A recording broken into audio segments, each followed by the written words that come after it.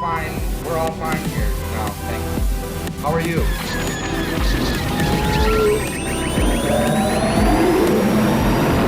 I know you sent some stuff in that you wanted to talk, that you wanted to watch. So I've already said this a million times. I'm obsessed with the prequels. My favorite character is Anakin, and I obviously love Obi-Wan as well. They're kind of like, they kind of go together. Yeah. So obviously there's been so much hype around the Kenobi series, like what it's going to be, what's going to happen, what other characters are going to be involved.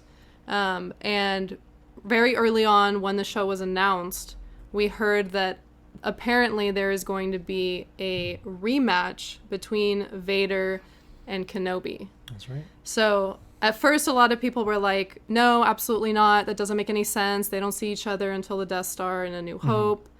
But when you really break down a lot of the language and a lot of the scenes, you can see how they could manipulate it. Not manipulate it, but you can see how it could make sense. They never said, I haven't seen you since Mustafar. Yeah, exactly. They never said that, Exactly. So I've been seeing a lot of stuff like that, a lot of discussions on TikTok and stuff. So I found this video. I follow this guy. He's really cool. He does a lot of Star Wars stuff. But I thought this was really interesting, so I wanted to play it all the way through, and then I wanted to talk about it because I think it's really interesting. All right, let's play it. Wait. Do you remember this scene? Come with me. Obi-Wan once thought as you do. So if you look at the interactions between Obi-Wan and Anakin in Revenge of the Sith after Anakin turned to the dark side, not once did Obi-Wan say to Anakin, just come with me, or try to convince him to turn back to the light. It was just a lecture. You've allowed this Dark Lord to twist your mind until now you have become the very thing that you swore to destroy. He defended himself by saying that he swears allegiance to the Republic and to democracy, and that only a Sith deals in absolutes, and he will do what he must. He even goes on further in the fight to say that he failed him, and it's kind of like an apology, but not once is he still saying to Anakin, just stop what you're doing, just come with me. So we go back to that scene in Return of the Jedi, when he says Obi-Wan once thought as you do. Does that mean that in the Kenobi show, we're going to see a moment where Obi-Wan asks Vader to come with him, to turn away from the dark? I think if we see that in the Kenobi show, it would make that scene in Return of the Jedi make a lot more sense. Yeah. Right? I cried when I watched that for the first time. I was like, it makes so much sense. Yeah. Oh my gosh. No, yeah, he's totally right. And yeah, that's definitely, I think that the people behind the show, as since it's the same people behind Mando, behind Book of Boba, they pay attention to stuff like that. And this of any project they do has to be right. You cannot mess up this. You can't mess up Anakin's story in Star Wars. It's his story. One of the supporting actors from Kenobi made a statement today. I just kind of saw it really quick because we were getting ready to record. Yeah. But he said that they are putting a lot of love into the show. They are making it especially meaningful. Yeah. Because they know how much this means to us. They know how much it means not just to us, but to the story of Star Wars. Yeah. Because these are two of the biggest characters in the story. Yeah. Two of the biggest characters in cinema. Yeah. Coming together again on screen in a period of, in a period we've never seen before. Mm-hmm. And it is very important what happens during the show. Yeah. It's very important what happens to these characters during the show, because it is going to explain a lot of the things and why they go down the way they go down. Yeah. Because that's something that we've also talked about before, is Obi-Wan is the ideal Jedi. Yeah. Obi-Wan never breaks his vows as a Jedi. He, out of anyone, is the picture perfect, in my opinion, the picture perfect Jedi. Yeah. Because even Qui-Gon, yes, he was like Qui-Gon had the perfect understanding of balance, Yeah. but How the Jedi should be. yeah, yes, how a not just necessarily the Jedi, but a Force user. Yeah. You know, Yeah, how yeah. a Force user should think and Live. live their life. Yeah. But I think Obi-Wan, because he not only understood what the council wanted, but he understood Anakin, because he also once loved somebody Yeah. and he lost them. Yep. He understood what it meant to Anakin, not just because Anakin had never had someone in his Yeah. life or anything for that matter. Yeah. But he truly understood. He truly understood what it meant, and he understood not just because of his own wisdom and experiences, but because Qui-Gon, I'm sure instilled that way of thinking Yeah. of how can we be Jedi and not love? Yeah. It contradicts. There's flaws. Yeah. He understood that there were flaws, but he was on the council because I'm sure he wanted to make a difference. Yeah. I'm sure Yeah. he wanted, like, if Obi-Wan did not understand and see the flaws of the Jedi, then he would have never kept Anakin's secret Yeah. of With Padme. with Padme. He would have never, because he knew. We Yeah. know he knew. As a Jedi, it was wrong. As a Jedi, it was wrong. But as a human being, Exactly. it was like, how Yeah. can we care for someone Exactly. and not love them? No, yeah. Yeah. Obi-Wan understood what it meant to be a Jedi, but also understood what it meant to be human. Mm-hmm. Yeah. Yeah. And the responsibility that, as a Jedi, that he had to not just enforce these rules, but to understand why The rules are there. the rules are there, Yeah. but also why some of the rules were wrong and why they shouldn't be there. Yeah. And a lot of that, I guess it's not really, he didn't really voice it, but you But can his tell by his actions, actions, yeah. Yeah, his yeah. actions portrayed that. Mm-hmm. So, to me, my personal opinion is Obi-Wan was the best Jedi of them all, because even Luke was flawed. Even in the EU and in canon, Luke was flawed. Mm-hmm. Luke gets married in the EU. Luke does a lot of things that the Jedi didn't teach that you were supposed to do. Yeah. So, in the eyes of the Jedi Order or whatever, he wasn't like the perfect Jedi. But Obi-Wan, Like, even after the Jedi were decimated, Exactly. he still lived as though he were a Jedi. Exactly. And Yeah. and everything that Obi-Wan ever did was intentional and like thought out. And that's why I think it is so weird that in the original trilogy, if Anakin was his brother, if he loved him so much, and if he, even after Anakin betrayed him and everything he believed in, he devoted his life to take care and watch over his son. Yeah. You don't do that for someone you hate. Exactly. He loved him. wouldn't. Yeah. He loved him. It was his brother. So to me, it's weird when in episode 6 or episode 5, I can't remember now, but he's pretty much telling him that he has to, like, that he's telling Luke that he has to kill Vader. Yeah. And he's like, well, if you don't kill him, or if you're not willing to kill him, then the Emperor has already won. Mm-hmm. Which wasn't true. It's like a very negative It was mindset. a very negative mindset, and it was pessimistic. very pessimistic. Yeah. And kind of an absolute. No?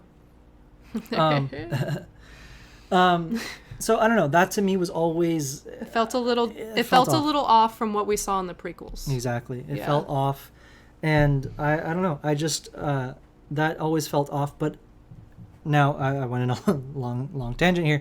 I think that this video you just showed us and what he's talking about, it is going to explain exactly It's that. gonna be the missing link. It's the missing link of Yeah.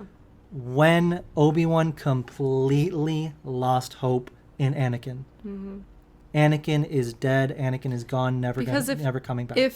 If Obi-Wan felt that way during Revenge of the Sith, during their battle, he would have killed him. He would have. There was no reason he should not have made sure that Anakin was dead. Yeah. But exactly. he, somewhere inside of him, even if it was 1% of him, couldn't do it because he was his brother and he was his apprentice and he felt responsible for what had happened. But he also, I think, he felt maybe someday he could come back. Yeah. No, Because of course. why didn't he kill him? He left him for dead. He should have died. Yeah. If Palpatine didn't come, he would have died. He would have died. Yeah. But if you were so worried that person he was couldn't do it going- himself. He couldn't. He couldn't. And that was because he was conflicted. Yeah, it hurt. It was his brother. Yeah. He was his brother, and there was no way that Obi-Wan was going to do it. Yeah. But no, yeah, I think that the Kenobi show is going to be especially heavy on... I'm going to cry probably every minute of that show. Yeah, because yeah. it's not him just, in exile. Yeah, it is. It's him sitting alone in his thoughts, thinking With about with his everything that failures. happened, everything he could have done to prevent it. it. He's replaying it over and over in his head. And I know for a fact that Vader is also doing that. Yeah. But he's raging. Yeah. He's like, look how he betrayed me and look how he did me wrong. And like, but they're both, they're both staying up at night thinking about it. And what's crazy and sad is that they just needed to talk. They just needed, and all Anakin had to do was say, "Hey, Obi-Wan, I'm involved with Padme." Yeah, how different could things have been? Because that's what makes me so sad, because it's like Anakin didn't tell him because he thought he wouldn't understand. But he did. But he did, because that happened with Satine. Yeah. And it could have been a moment when they could have talked about it and they could have come closer. Exactly. And it could have been something that instead of, Obi-Wan's always trying to keep me back, hold me back, he's always putting me down, it could have been I'm not so different from him. And he's not so different from me. Yeah. And it could have been Obi-Wan this could have moment, helped him. this moment of understanding between the two, because so much of their relationship had been divided because of everything that happened. Exactly. And I feel like, and obviously, although Obi-Wan wouldn't have agreed with what Anakin did and how he lied and how he kept it a secret, he still loved Padme. Yeah, He still loved Anakin. He still loved his children. of So course. he would have done whatever he could have to make sure that Padme was okay. Yeah, he would have helped. He would have helped. He would have He would have given Anakin take the my right ship, advice. here's 10,000 credits, go to this planet, and she can have her baby, and I'll meet up with you. And Obi-Wan wouldn't have turned him in. He wouldn't have called Mace and be like, you were right the whole time. Anakin's an idiot. You know what I mean? No, yeah, you're totally right. It just makes it even more sad, because it's what could it's- have been. Exactly. And I don't know. I mean, obviously, it's not going to change. Yeah, no, what happened. But- It's destiny. Yeah. Everything had to happen the way it did in order for everything to happen. Exactly. But I think the Kenobi show is going to be a really interesting... I think it's really going to bridge that gap between those little tiny things in the original trilogy that don't quite make sense. And not necessarily not make sense, but it just doesn't add up. Yeah, or we don't really have an answer. We don't really have a clear understanding of why certain things were said or certain things happened a certain way. I think that, to me, that is the biggest thing I want to see as to why Obi-Wan is so, obviously not that he needs more reasons to be so against Vader or Anakin, but I feel like there's more there that we haven't seen. And if he loved him as much as he did, I don't think he would have been pushing his son to kill him so in such a shady way too. It's he's he didn't tell him he was his son, he was his dad, and you know, He didn't lie. no, he but just left stuff out. a It's just lot kind of like, things okay, that- I'm not gonna just kill my dad, and then he's Yeah. like upset with him that Like, he why not? doesn't want to kill his dad. So Yeah. it's like, not that Obi-Wan is a bad guy in No. any way. It's just No. like there is some unresolved stuff that Yeah. happened, some stuff that I know is important and that I know we're gonna see in this show. Yeah. So Exactly. no, I'm glad you brought that up. I'm glad we watched that because there is gonna and there's so much more to talk about. But Yeah. you know, we're already running short on time. Yeah. But my gosh, this show is going to be incredible. I can't wait to see what they do. I can't wait to see So excited. what happens. I just know that Vader is going to do some messed up shit. Like I like it's gonna have to Like, drive. Rogue One hallway scene, but like the whole show. Oh my god, yeah, but you know, because like he's gonna have to do some pretty messed up stuff. I think we're gonna see a Jedi survivor. And I think we're gonna see like a Jedi survivor, or maybe a good amount of them, and maybe Obi-Wan is trying to help them, and maybe Vader comes in and just slaughters them all, and then Or it's makes it like he makes a trap. yeah, something Sets like a that. trap. Yeah. Do you think we might see Inquisitors? I do, and if we do, I think that could be a perfect way to bring in Starkiller. Yes! As an Inquisitor. Oh my god.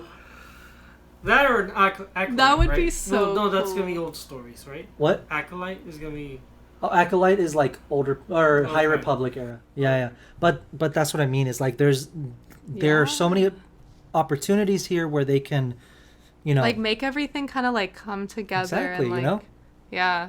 legends I'm and so excited. canon shaking hands. Yeah. Yes. Hugging ever so gently.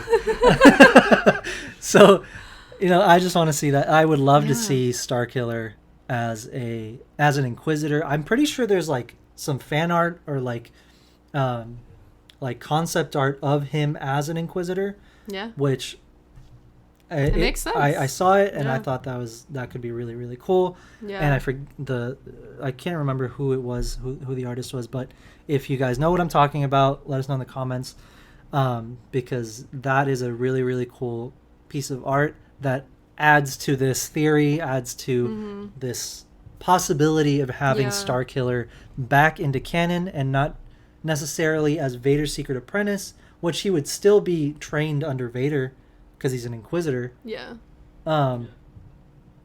It would still be awesome. Yeah. It would still be really, really cool to see Yeah. Sam Witwer come back as Starkiller, and in this way, it would make sense.